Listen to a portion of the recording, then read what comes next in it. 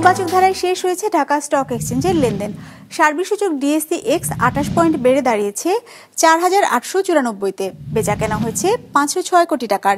লেনদেনে অংশ নেওয়া প্রতিষ্ঠানগুলোর মধ্যে দর বেড়েছে 154টির, কমেছে 181টির, আর অপরিবর্তিত আছে 62টির দর। এবার বাজারে বিশ্লেষণ শুনবো অ্যালায়েন্স ক্যাপিটাল অ্যাসেট ম্যানেজমেন্ট লিমিটেডের। আজকে মার্কেট পজিটিভলি ক্লোজ হয়েছে এবং মার্কেটের ওভারঅল সেন্টিমেন্ট ছিল নিউট্রাল নেচারের।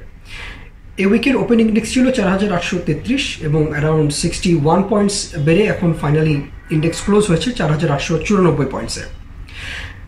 মার্কেটের উইকলি অ্যাভারেজ টার্নওভারও ছিল প্রায় 500 কোটি টাকার মতো। পার্সেন্টেজের দিক থেকে আজকে 39% কোম্পানির প্রাইস বেড়েছে, কমেছে 45%-এর, এবং অপরিবর্তিত ছিল মাত্র 16% কোম্পানির প্রাইস। ফাইনালি সেক্টরাল পারফরমেন্সের দিক থেকে আজকে সবচেয়ে বেশি লেনদেন হয়েছে ব্যাংকিং সেক্টরে, followed by pharmaceuticals, food and allied এবং টেক্সটাইল সেক্টর।